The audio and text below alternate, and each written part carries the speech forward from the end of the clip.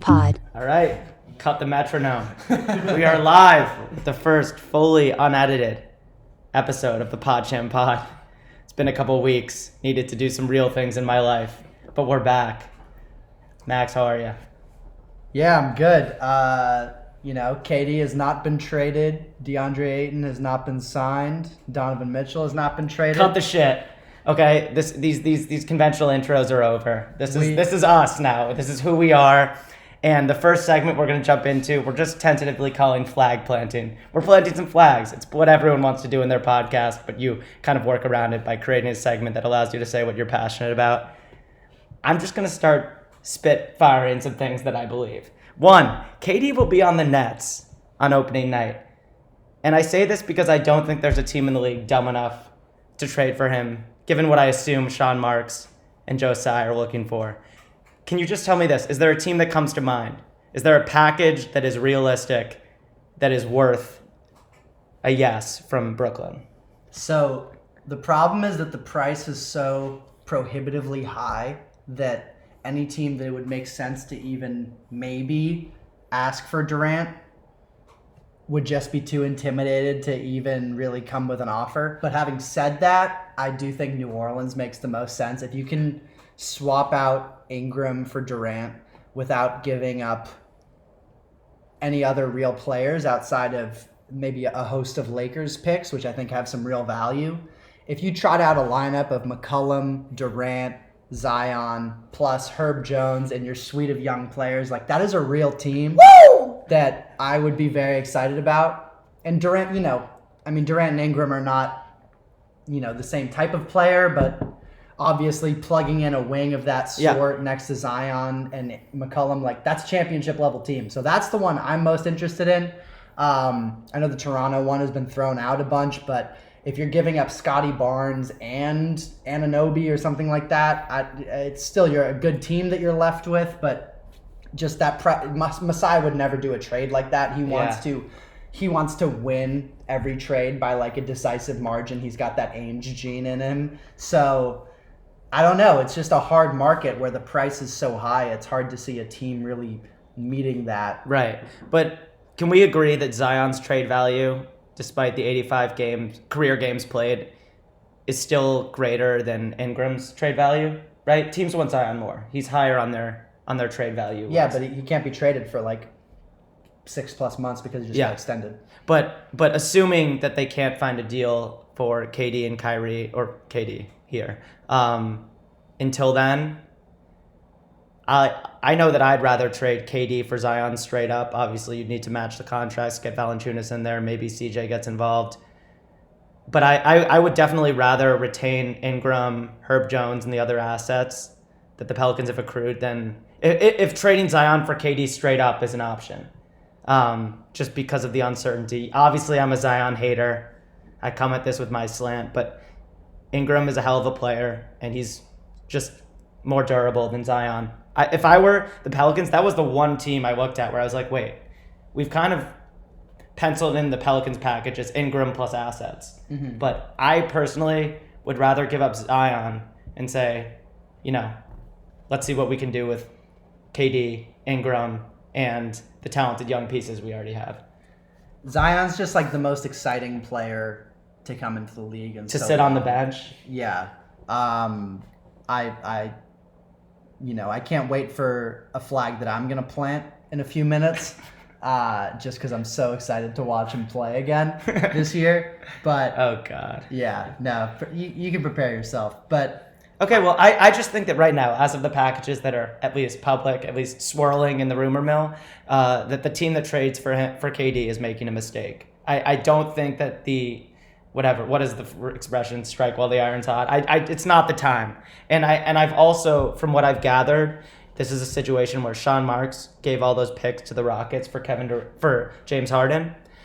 And my fear now, if I were a Nets fan, I'd be worried that the Marks is gonna cut off his nose to spite his face, thinking like thinking he wants to keep the Nets relevant in the next couple of years, so those picks that now belong to the Rockets don't get prettier and prettier. When really, you're here now. You didn't expect the KD, Kyrie, James Harden experiment to explode. It did. Rebuild. unless there is a bona fide superstar where you feel like you can actually just swap KD and be about the same team, but that doesn't seem to be out there for me. Yeah. I mean, I get the rationale of wanting to go for a young star because, like, when you rebuild, one of the most valuable things is just being able to suck and know that you'll get a high draft pick. But if all those picks are going to Houston, like, Yeah. there's not that much value in that. So I get the appeal of just trying to get a young star and trying to retool on the fly around him. But yeah, I could very well see this just dragging on into the season. And Because think about the Nets roster right now. We were just saying this at dinner. KD, Kyrie, Ben Simmons, TJ Warren, Nick Claxton, and the guys around them. Seth Curry, Joe Harris. Seth Curry's still in that. Joe Harris's contract still lives in Brooklyn. That's a really talented roster. I don't know how the Nets really benefit from any of the deals that seem to be available now. And you might argue that they should go in the rebuilding direction if Durant's actually out, because it feels ridiculous saying that Ben Simmons is ready to help a contender right now. He probably needs a year at least to rehabilitate his brain and his soul. But yeah, okay. So we hit on that flag. Okay. Do you have a flag? Because I'm gonna throw one in the soil if you give me like 10 seconds. I do. I'm trying to decide which one I want to start with. I'm going to say neither finalist from this year makes it back again this year. And I would say That's not a flag. 3/4 of the conference finalists don't make it back to the conference finals. Okay, either. so that would be Mavs, Warriors, Celtics, Heat. Yes. Okay. Of those 4, I think the Warriors will make it back to the conference finals and not the other 3. And so, the Heat, definitely felt like they overachieved. So I see how you get there. Jimmy's only getting older. Yep. They lost PJ Tucker. Kyle Lowry. I don't know who Kyle Lowry will be next year. Yep. But talk about the Mavs, because I know Brunson is a Knick now. Yep. I know that he's now your shaman and the leader of your franchise. But is there that much of a loss? Brunson did struggle as the playoffs went on. He was not the guy against the Warriors that he was in Utah. Can you make the argument that the Mavs are about the same without Brunson and the ways they'll fill his salary? I mean, I would argue that they're going to be slightly worse without Brunson. But even if they are about the same, I think the improvement from the rest of the West is going to knock them probably out of the top 4. Like, you have Warriors. The Los Angeles Bombers. Yeah, Warriors I think will be back better with all their young guys improving. Clippers will be back with Kawhi and Paul George and all the depth pieces that they have and the endless supply of wings that they have. Mm-hmm. The Nuggets, another flag coming up, I think will be very, very good, particularly as a regular season team. Yeah. You've got the Grizzlies. You've got all these up-and-coming teams. Who knows if the Lakers trade for Kyrie Irving? Who knows if the Grizzlies make improvements with the young players that they have? Like, Phoenix, if they trade for Kevin Durant, it's just going to be really hard to, honestly, even to get to the second round of the playoffs in the Western Conference next year. Yeah. And then in the Eastern Conference, Boston, it was impressive that they made it to the finals, but the Nets are going to, if they keep the same team around, that's not going to be the same Nets team next year. Miss Creddleton. And if they don't, Chris Middleton's injury was huge. I have another flag coming up on Giannis and just how invested I am emotionally, physically, everythingly in Giannis. Yeah. I just think he's going to rampage through the East next year. Okay. All right. That was a weak flag. I hope there's some more spice coming from your end. It was a topless. But you know what? My next one isn't so audacious either. I just want to say now, Donovan Mitchell is not going to be a member of the Utah Jazz. What do you call that? A Utah musician on opening night? He's gone. I don't care. The Jazz have more leverage in trade conversations when they're telling every national, local reporter that they plan to, quote, retool, according to Woj, around Donovan Mitchell. I just don't understand how you go from the last couple transactions to doing that. Obviously, they have like a war chest of picks now that they could turn into, real basketball players. But Royce O'Neal didn't have his best playoffs, but he was legitimately the only average to above average perimeter defender the Jazz had. They traded him to the Nets for a pick. That's a move you make like what are they going to do now? Flip one of those picks for a guy like Royce O'Neal to fill that 3-and-D role, to add some toughness around Donovan Mitchell, who's never defended worse than he did against the against the Mavs in round 1. Jalen Brunson. Yeah, and so I think that Donovan Mitchell's on his way out. I think that the Jazz, Danny Ainge sees what he just got for Utah with Gobert, and he's like, wait, I've got Mitchell, who's 26 now. Contract will end when he's 30, paying him around 27 to 30 million. That contract's going to look really good. Mitchell's stock hasn't been lower than it is now in a couple of years, and I still feel like you can get more for him than you did Gobert. At least that's what you're telling yourself if you're in Utah's war room. Yeah. No, I mean, I think that's a reasonable take for sure. I do wonder a little bit if... I mean, it's weird to say because Gobert just went for an absurd price, but it just feels like the trade market isn't particularly hot right now. Mm-hmm. Like, even as a fan of the Knicks... RJ? Are you putting RJ in a Mitchell package? No, I'm not. And I don't think the Knicks are either. And I don't think that they're particularly hungry to sell the farm for Donovan Mitchell, just because I don't know if it's a public perception thing with how that first round series went, but it's clear at this point that he's kind of been the same player for about 3 years now, I'd say. Yeah. And it's hard to see much of a path for improvement unless he becomes like a defensive ace in the way that ironically he was projected coming out of college. Right. Sort of the latest in the lineage of the Westbrook, like, awesome defenders in college where it doesn't actually translate to the NBA for some reason. Right. 6'1", 6'10" wingspan. Exactly. Incredible quickness. Has all the tools to be an above-average defender. And has been significantly below average. Yeah. I'm with you there. I just think from Utah's perspective, you aren't gonna lure, a blue chip superstar to Utah, and I think it's pretty clear at this point that Donovan isn't the best guy on a contender. Yeah. And so maybe they're just thinking, okay, we have this bevy of picks that we got for Rudy. It's time to blow it up fully. Yeah. Bomb for Wembanyama, whatever you want to call next year's tanking sweepstakes, but just be in the mix for another really strong draft and go from there. But again, I think that, like you said, Mitchell's stock isn't where it could be. Maybe he dominates for a couple months, becomes an average defender, and the Jazz have offers on the table that just don't exist right now. Yeah. All right, throw something my way.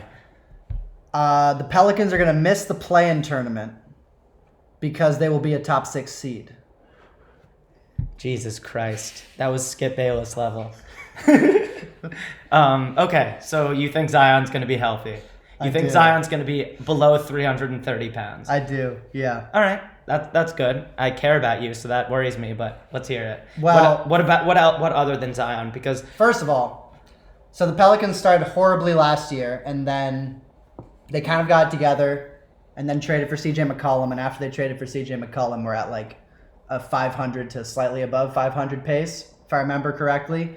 They should expect some improvement from Herb Jones, Trey Murphy, Brandon Ingram, who had the best season of his career last year. And I was really not someone who was very in on Brandon Ingram. I've always been a huge Zion fan. So 2 years ago when I was watching the two of them, I thought this fit is bad. Ingram has to go to give way to Zion. We weren't quite as bought in on Ingram as a shooter. Now I think we're fully bought in on the shooting with Ingram. As a playmaker. His playmaking really took a huge step forward last year. And when you combine him with CJ, and honestly on their coaching staff, they seem to have a cheat code with their shooting coach, Fred Vinson, who just seems to boost everyone's 3-point percentage who comes through there by like 4 percentage points.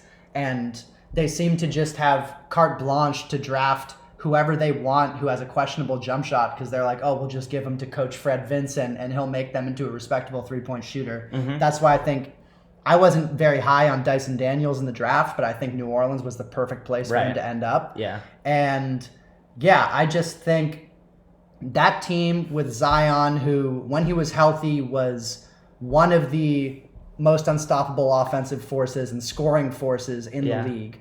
talking about 27 points per game on 60% shooting. That's just not something that you see very often. Yeah. And when you add that in with McCollum, who's just a bucket getter, playmaker, Ingram, who's the same thing, and tall and long, and Valanciunas, who can get buckets. It's just that team is going to be so good offensively, I think. And maybe Herb Jones, Alvarado, those more defensively oriented guys can plug some of the holes that their offensively gifted stars leave open. Yeah. And it just, I don't know, they just had such like a, I mean, it was like a 2-week run, but it was so magical with them getting through like the play-in and taking 2 games off the Suns, which probably should have been a bit of an omen of things to come for the Suns when we were watching them go further into the playoffs. But I am really high on this Pelicans team. And I have been really high on them throughout Zion's entire career, and I've been burned many times, but I really think this is the year where they take a big step forward. Yeah, I think if there's any premier skill Zion's had since he was drafted, it's eating.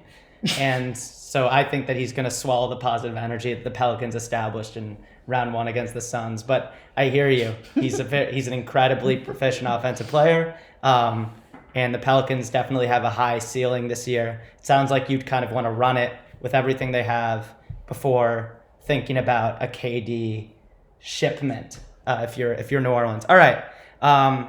Speaking of Dyson Daniels, we're gonna get a little hot here. Turn the temperature up. Here's my flag. Don't be surprised if Chet Holmgren isn't the best player the Thunder drafted this year. I know that I'm barking up the wrong tree because you're such a Jalen Williams guy yourself. Yep. I'm so in love with his developing body and the skill that he brings to it as a guy who was 5'10" his junior year of high school, barely scratching the surface of his skill set even to this point. You've detailed his ability as a passer. I am so high on Jalen Williams. I'm going to overreact to some early magic in the summer league. Yep. He looks stronger. He looks like a more powerful finisher. You mentioned earlier tonight that he looks twitchy in a way that he was more of a smooth operator at Santa Clara. I'm so high on this guy. We're going to talk about young cores later in this episode, but he definitely bumps up the Thunder's young core standing in my eyes. And I'm so high on Chet. Chet's incredible. I can count on one hand the number of 7-footers that I think are more skilled on both ends than he is. And I think his mind on defense is elite. However, the body scares me.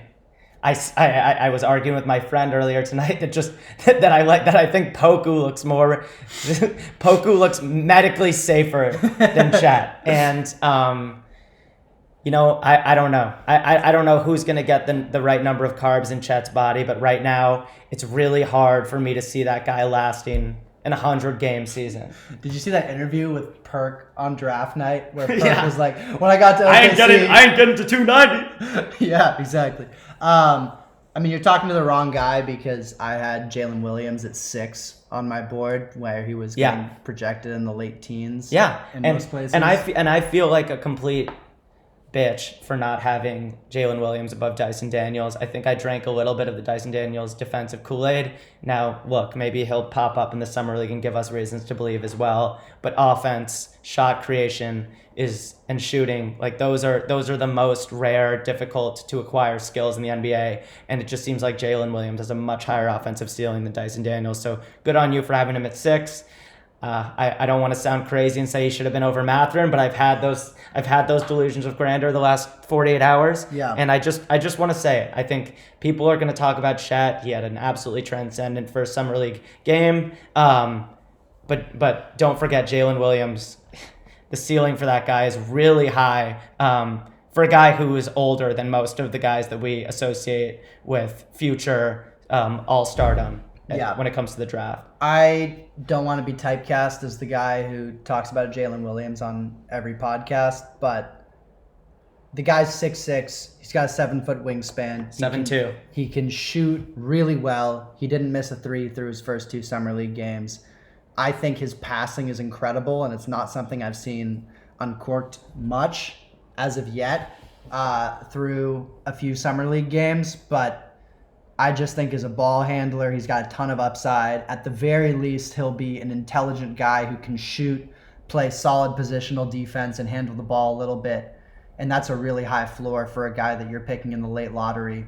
And when you throw in the ball handling upside, the passing upside, just the general, I think, basketball savantness that he has, I'm extremely encouraged with what his NBA future is going to be. But I also love Chet. I think Chet's going to be a really good player. I think the Thunder just outright won the draft by a wide margin this year. Yeah. And I agree with you, though. I think guys with Jalen Williams' tools have a super high floor. He's going to be in the league a really long time. The question is, how high can he get? Yeah. And I think you're right. I agree with you that Chet's ceiling is higher. I just think there are a lot of really positive outcomes for Jalen Williams. All right. This one is for you. This is therapy, but I mean it. I'm not just saying it to make your night. I think Jalen Brunson is a great deal for the Knicks. And I don't understand the mockery. Like, oh, they're paying him 21, 22 a year, whatever it is. It's like 26. 20. Is it? I thought it's, what is it? Oh, wait. It's 5 years, 104, I thought. Yeah, I think so. So, it's like 20, it's basically 20 million, 21 million. That number is going to age really well for him. Like, point blank. Nobody is in New York thinks that Jalen Brunson is carrying their offense through the playoffs. At least I hope. Maybe the Bing Bong dudes are that drunk on Jalen Brunson right now, but I don't know. I think New York is just always a candidate to bring in a big fish, and it can't hurt. You got to spend your cap somewhere. Jalen Brunson's a really good player. He got less efficient as the playoffs went on, but I buy his finishing. Guy's 6'1", he's one of the best finishers in the league, and he's not doing it with athleticism. He's doing it with savvy. He's getting Rudy Gobert off his feet and finishing with the left. He's a master of the pivot foot. I like Jalen Brunson for 20 or so million a year. And as the cap goes up, I think it's only going to look better. I will say... Descending contract as well. It is a descending contract. I will say it is 4,104, not 5,104. So it's about 26 a year. Okay. All right. If that changes your flag planting at all. I lose some credibility, but my flag stays in the ground. Yeah. So I would agree. I mean, he's going to be... Like, up it by a few million a year. Yeah. I think... he's going to be like... Let me put it this way. The Blazers just paid Anthony Simons $25 million a year. Yeah. Okay? I like Brunson for that number way more than Anthony Simons. And that's coming from a place of hurt. And he's going to be like the 14th highest paid point guard in the league this year. And that's only going to go down as time goes on. And what number point guard do you think he is in the league? Probably about 14. Okay. He's so he's being properly paid. Okay. Yeah. So we agree on that flag. Right. So I think he's going to make the Knicks more competitive. He's the best point guard we've had in my time as a fan. Best lefty backcourt in the league. Jalen and RJ. Well, it's worth a conversation. Remains to be seen whether we start Fournier at our 2 and RJ at 3. Yeah. Or I guess you could, it's tomato a little bit. Although we'll probably start Grimes because we need some defense to shore up Brunson's shortcomings on that end. But, I'm happy with the signing. I think the plan is just to remain competitive until we can trade for a star player. Stay in the mix. Get a really good player. Perhaps someone who can become like a borderline all-star. He seems like a guy who will sit kind of below all-star territory for a long time, and those guys are really valuable. If you don't have an elite point guard, but you have somebody really good, I feel better about Brunson's durability to this point than a guy like Brogdon who's making the same kind of money. So I don't hate it for the Knicks. I think that they've been a little bit slandered. I don't hate that they passed on Ousmane Dieng. I talked about my fears of Dieng in our draft pod. And, I don't know. I feel pretty good if I'm the Knicks right now, just based on the last couple weeks. They haven't done anything ridiculous. And when you're a Knicks fan, I feel like that is above the bar that you're used to. Yeah, for sure. I have no quibbles with that flag, for sure. For my next one, I'm just going to say Giannis. I'm planting my flag with Giannis. I think... he's going to absolutely rampage the East next year. I think MVP number 3 is on its way this year. All right. I think... the rise. And I think he's going to be... I think there's a pretty consensus Mount Rushmore for the NBA of Jordan, LeBron, Kareem, and Magic. I think if you ask most NBA fans, those are probably the 4 names you would hear the most. Mm-hmm. And I think but when it's all said and done, I think he's going to be number 5. Like, he's going to be right there. I Okay. am so... We are throwing this up on the internet. That's going to hurt you. So ready for his revenge tour next year, where he knows he's the best player in the league, even though he's way too humble to ever say it. He's always going to say, don't put me in a class with KD. You know, Joel's a great player. Jokic is a great player. Silent killer. Giannis is the prince who was promised in the NBA right now, and I just cannot wait to see what he's going to do this year. I think there's another MVP coming his way. I think there's another championship coming his way, and there's no one who I would rather just throw my whole lot in with than Giannis right now. Just his mental makeup combined with his physical gifts and basketball skill. You can still make an argument that, Jason Tatum goes into Milwaukee in Game 6 and keeps that series alive. The Celtics stole that series. Maybe didn't steal it, but barely pulled it out when, they announced Middleton's out for the series before Game 1, and we both agreed that the only logical pick was Boston in 6. Yeah. And then it became... Or 5. I think we both said 6. Yeah. And then the series began, and it was immediately apparent that Giannis was a tier above Tatum, a tier above Brown. So I don't hate it. I thought, after the flow of those first couple of games that it was Milwaukee's series, and I couldn't believe it. And Boston pulled it out, but I wouldn't be surprised at all if Giannis delivers on what you want to see, what you believe in. Yeah, absolutely. Okay. Yeah, I think there's so much competitive balance in the league also. Like, I think there's probably, 6 to 9 teams who could reasonably win a title next year, which is more than we can say going into most seasons. You have a lot of major swing teams. Yeah. You mentioned the Nuggets. They could be incredible. MPJ could also not be the same. His medical troubles could plague him, and maybe the Nuggets can't finally get over the top. But same goes for the Clippers. Like, one of those teams is going to pop. One of these uber talented, recently latent West Coast teams is going to pop and give Giannis a run for his money, and the East is going to be really strong as well. But I think his path in the East might get a little bit easier. Yeah, and another flag plant I have is that the Nuggets are going to be a top 3 team in the West. Okay. All right. Obviously we'll depend on health, but I'm with you.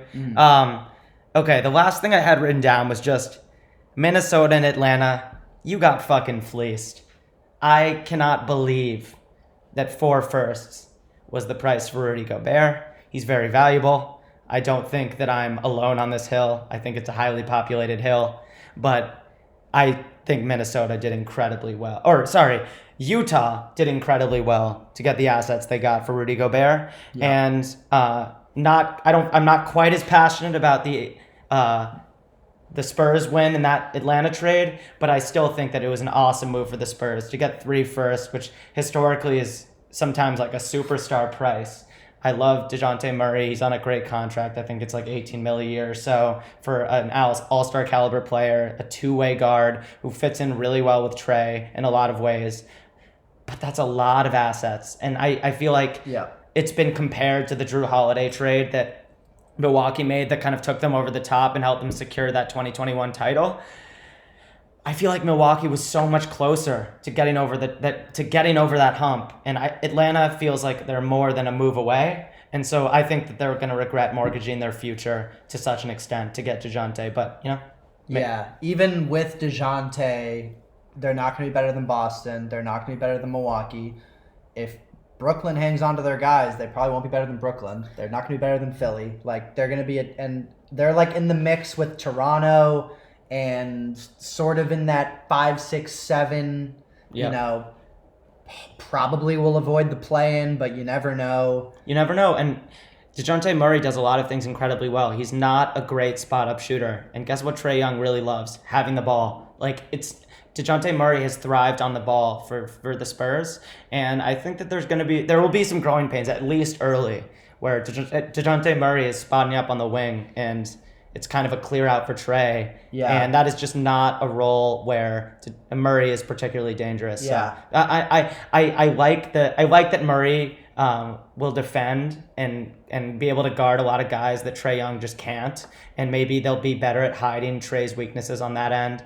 But it's a lot. 3 firsts. I mean, he's one first less than Rudy. And yeah, so if I'm Utah or San Antonio, forget full-on tanking. I just think that they're in better positions now. If your ultimate goal is to win an NBA title, I think Utah and San Antonio are better positioned to do that in the next few years, even though they had to give up a star player to get there. And it's funny because both of those trades ended up pairing 2 guys together who play the same position, which is just kind of I don't know if it means anything. It's just kind of a funny trend or just a funny thing to see across 2 trades like that, where DeJounte and Trae are both, to this point in their careers, have been primary ball handlers and point guards, and Cat and Gobert have been third-team All-NBA center, one of them for the last 5 or 6 years. So it's just funny to see teams going in that direction of, I don't know if it's positionless, where you just don't care and try to put the best players you can together, or if they think there's some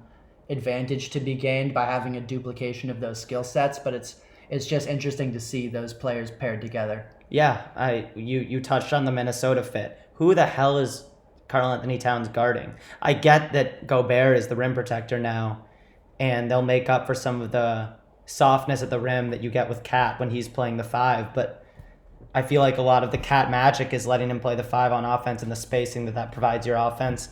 And now he's guarding wings? Because a lot of teams are playing, 4 guards and a center, or 4 guys who can dribble or, attack the rim in a center. So I don't know how Cat's going to fit in.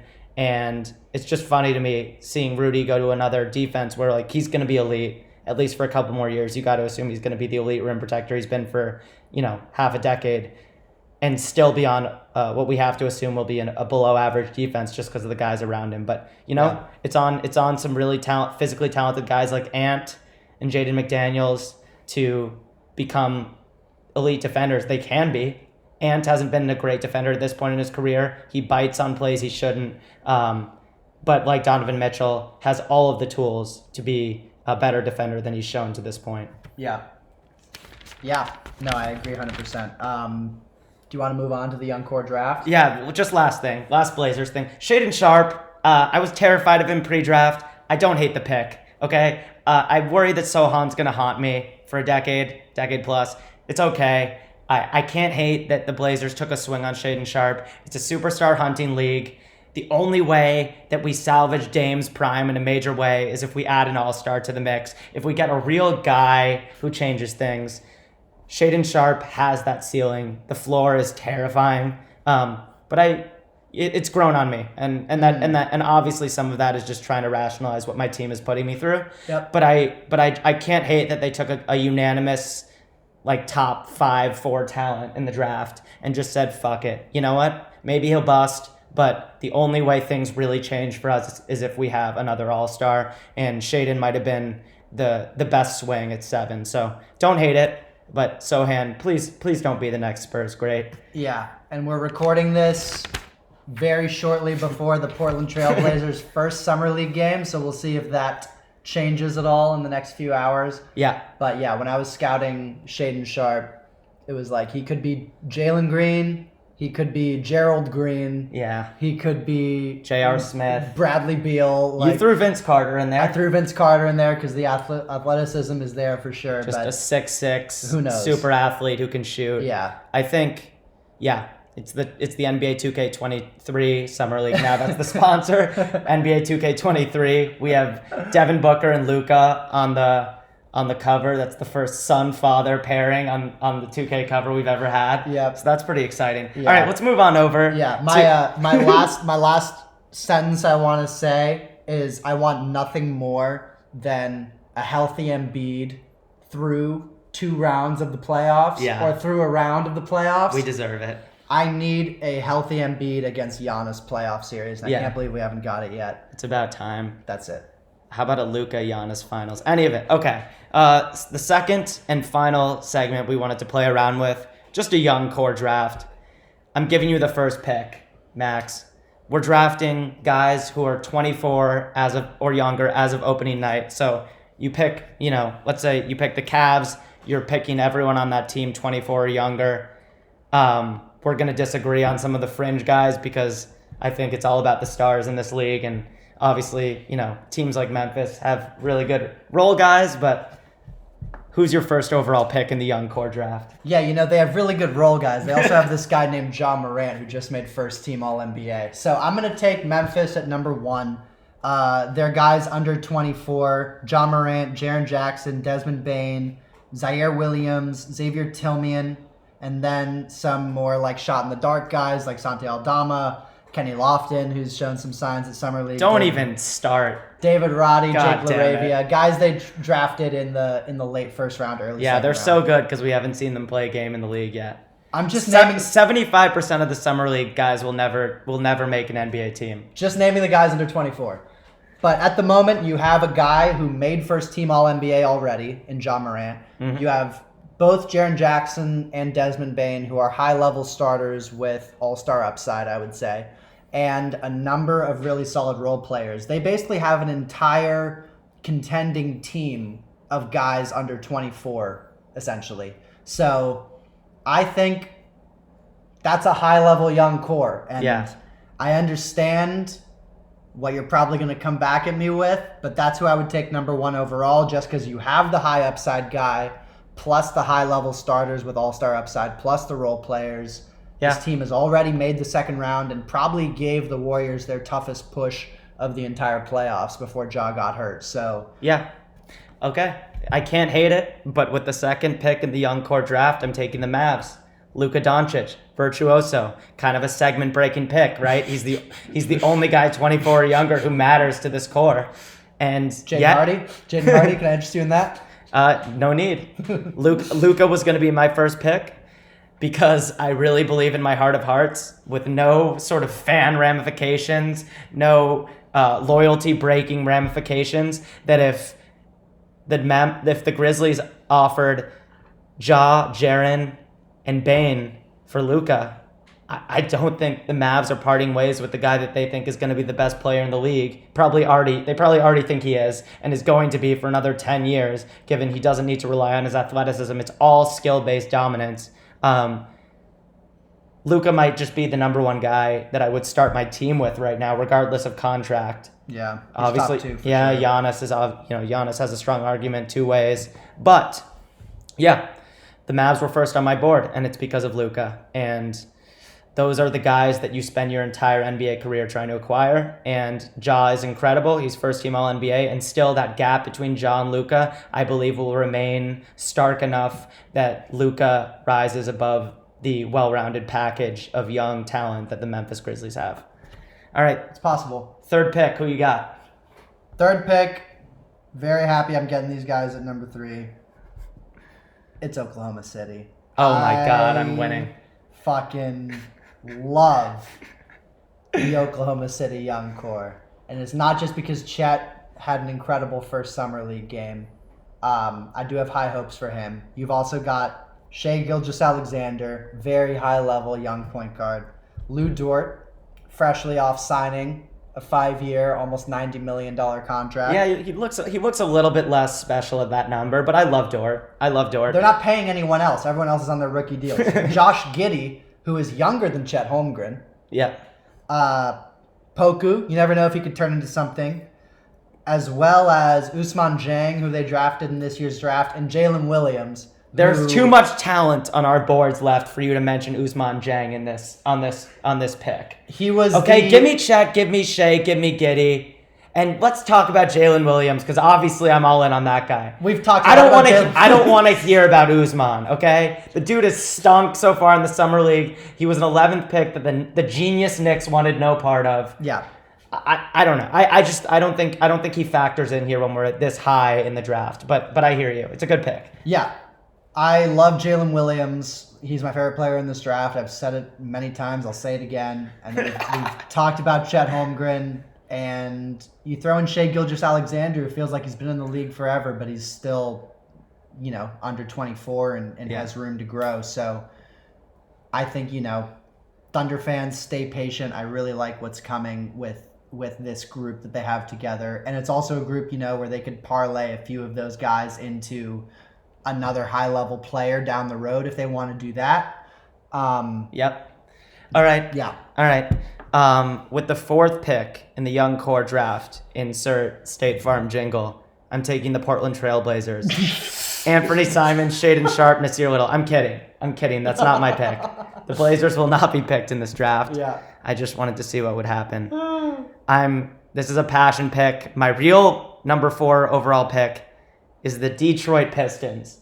I am that high on Cade Cunningham. I feel like he will be an MVP candidate in 2 or 3 years. Wow. I think that they did incredibly well to swan dive off King's stupidity, generational stupidity, and get Jaden Ivey at number 5. I don't think Jaden Ivey is a superstar, but I think he's awesome value at 5, and I had him in that top tier of guys in this draft above Keegan Murray. I didn't understand that Kings decision. And I really love Sadiq Bey. Sadiq Bey had some crazy late season scoring games that I think some people will scoff at because, last 20 games of the year for a team like the Pistons usually don't mean much, but he's a bucket getter and he tries on defense. He has the Villanova DNA. But this is about Cade. Just like my first pick was about Luka, this is about Cade. I think that Cade is truly going to be one of those tectonic plates in the NBA for years to come. And just having him at the top of their list makes them an easy number 4 pick for me. Yeah.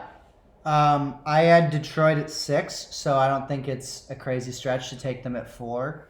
I also really like Cade. I love his skill set and at his size, combining that with the athletic potential of Ivy, and I think a really nice fit between the two of them. And I didn't even mention Jalen Duren, who neither of us was particularly high on in the draft, but I think he's going to stick. I think he's going to be a solid rim runner. I'm not sure that I would put him in the Detroit Pistons' prime young core, but he's there, and his ceiling's definitely high with his body and his physical tools. Yeah. Okay. 5th pick for me. 5th pick for Max. Also, one little factoid I wanted to throw in from Memphis, which always amuses me, is that Steven Adams is younger than Buddy Hield. Just wanted to throw that in. Yeah. Neither of them qualify for the under 24, but just thought Steven Adams seems like he's in his late 30s, so it's funny that he's not.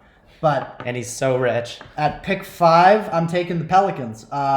We have Zion, Herb Jones, Trey Murphy, Alvarado, Dyson Daniels, some guys who probably won't pan out in Jackson Hayes and Kyra Lewis, and EJ Liddell, who I had at 10 on my board. You're and he was sick. Drafted in the 40s, but I don't care because I cannot wait to see him in Summer League. I can't wait to see him prove every team in the NBA wrong who passed on him. And then you have Zion, who has first team All-NBA upside if he can just, lay off the calories. So he, combined with the rest of that New Orleans core, I'm very high on them. And Ingram barely misses the cutoff for the Pelicans. But even without him, I'm taking that young core, those under 24 guys, stoked to get them at 5. I think that is a high-level young core. Congrats, your worst pick yet. At number 6, Cleveland. No. Give me Evan Mobley and Darius Garland. That was my next one. Darius Garland is already an all-star. Mm-hmm. I'm in on that guy. And Evan Mobley is the only guy that I like less than Cade from that draft class.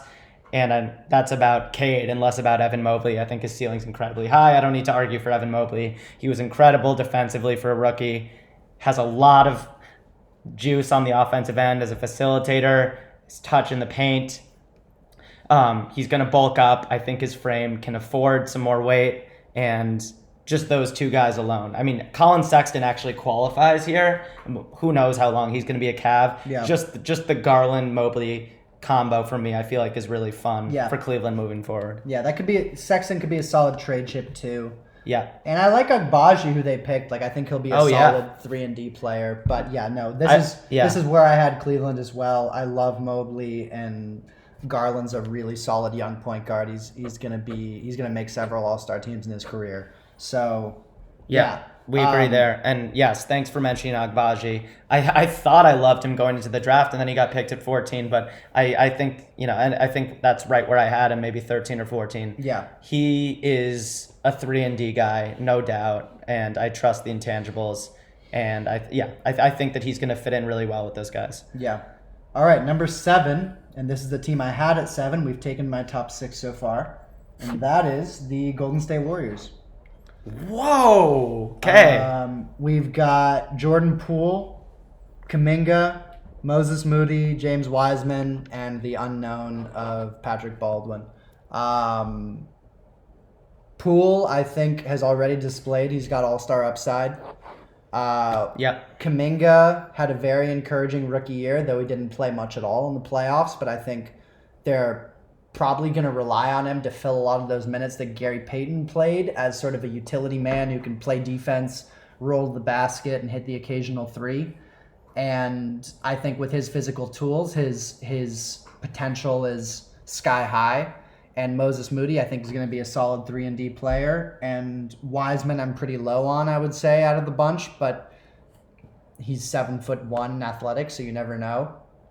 And I think when you already have a guy like Jordan Poole, who's probably about to get a $100+ million contract, deservedly so, that's a fair pick at number 7. With the depth of those guys, and I wanted a little bit more tangible Kuminga production before picking them, but I understand Poole's a dude for sure. Yep. Number 8 overall, I am choosing between the 1st and 3rd overall picks in this year's draft, essentially. Wow. Paolo's Magic, Jabari's Rockets. Okay, interesting. And I'm going with the Rockets because I love Alperen Şengün just that much. All right, Jokic is the best big man passer we've ever had. Şengün is going to be top 4 before it's all said and done. Jabari was number 1 on my board this year. I think there isn't a guy better suited to play the 4/5 in time in today's league. I'm watching him right now. I'm watching the Rockets and Magic face off in their first summer league games, and I'm tempted by Franz. I think Paolo's an awesome prospect in his own right. I think Şengün is going to be that incredibly effective and offensive player in time, and I just buy that Jabari is going to blossom into a 20-something point scorer and a really, really good defender. And my belief is that he will go down as the best player from the 2022 draft. So Rockets for me at 8. I'm happy with that pick because it leaves a couple teams I had above both of those teams on the board for me. But God, we're both so happy. I also had Houston above Orlando.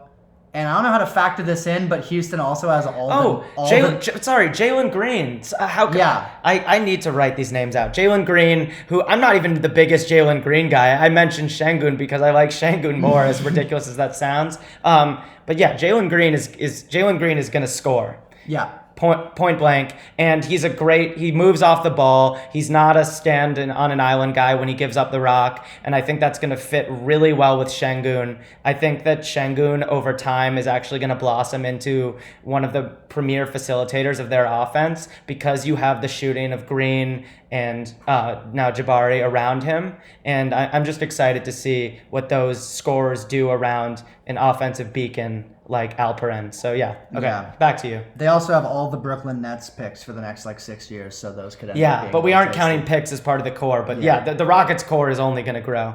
Yeah. All right, with my pick, I believe this is the 9th pick. I'm going to take the Raptors. Young Scotty. Got Scotty Barnes, Gary Trent Jr., who's only 23 years old somehow. Yeah. Drafted at 19.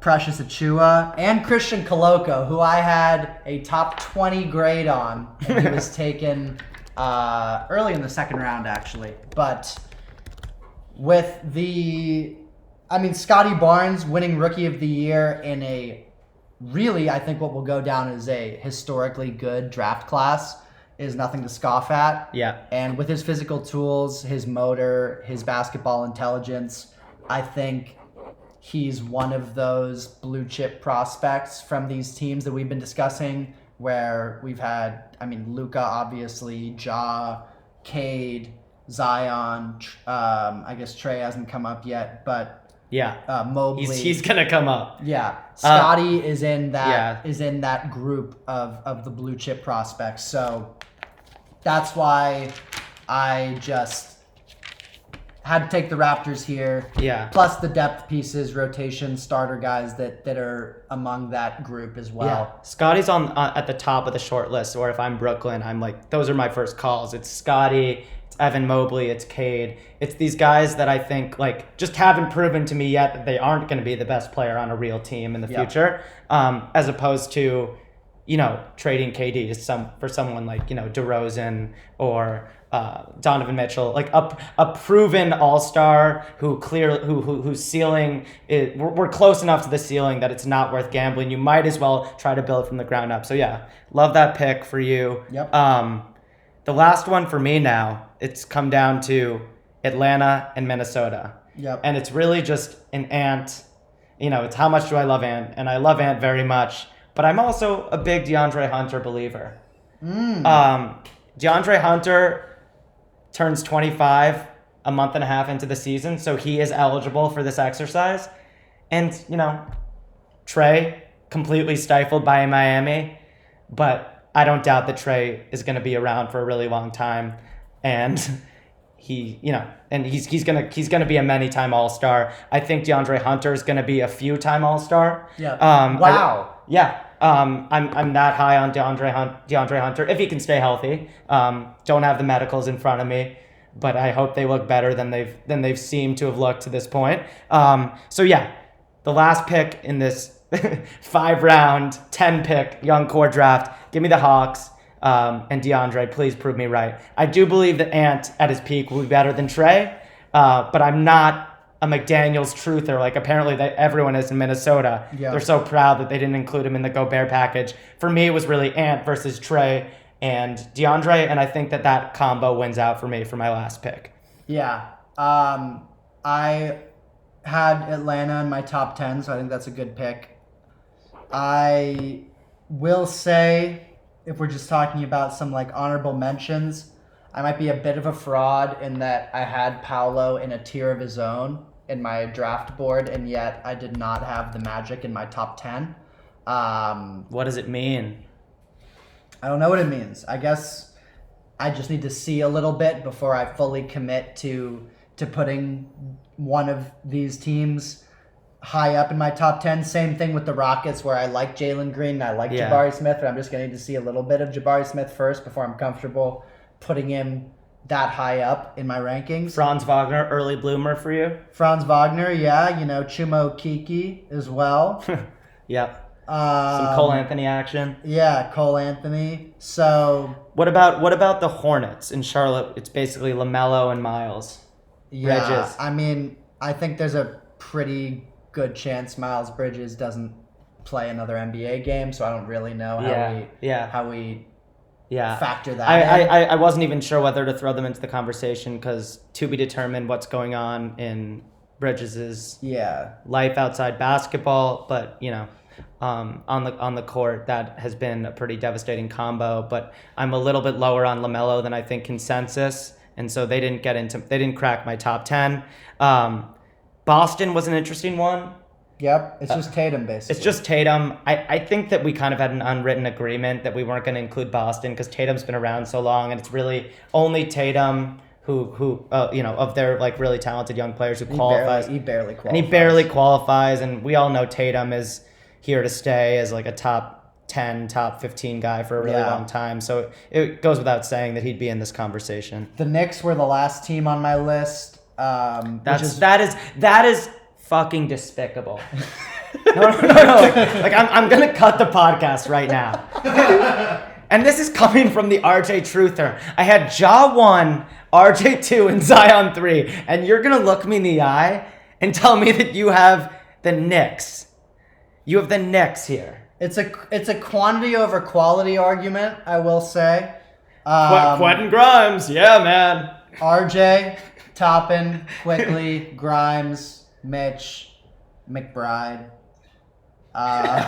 You can hear me talking myself out of it live on air. This Jericho Sims just got a new contract. Oh, good. Can he still jump? Well, guess what? That's not the entire sport. Yeah. Look, they were last on my list of all the teams that I gathered. Yeah, to be clear, listeners, before we did this, I just said to Max, like, wow, there are a lot of more good young cores than I realized. He says his first text response was, yeah, I got to about 13 before there was a big drop off. Little did I know the Knicks were 13. In other words, there was a big drop off after 12. Yeah. RJ, I believe in you. Keep getting better. But I'm sorry. You have not earned this honorable mention. Yeah. I'm sorry. LaMelo. Guys, like, we didn't pick. Who did we not pick? We didn't pick LaMelo. I guess that's the only one on my board that I thought was particularly interesting. We didn't pick Ant. We didn't pick Ant. Those guys are clearly above the Knicks. So you know what? I take it back. maybe the Knicks do slip into 13. I had the Wolves at 12. Okay. But the 12 to 13 drop off is very legit. And, you know, if anyone knows a good therapist, Max is in search of some support. Okay, this was our first unedited, just brute force episode of the PodCham Pod. We wanted to get one out quickly. Max is visiting New York right now. He's usually on the West Coast, so we finally got to do this in person. It's definitely easier. The Zoom delay, the internet cutouts, 5G's a lie. It's just like we faced some obstacles to this point, and being able to do this in person was really fun, man. Yeah, absolutely. And not having to deal with, reading the body cues and everything and just shooting from the hip. It was good. So we also didn't pick the Spurs. I don't know if you're a big Josh Primo fan. But. Not a big Josh Primo fan, but a Jeremy Sohan stan. Don't mess with the Sohan. And please, Shaden Sharp, make my day. Time to watch some Summer League basketball. Thanks for listening to the PodCham Pod. Yeah, thanks everyone. See you next time. Peace.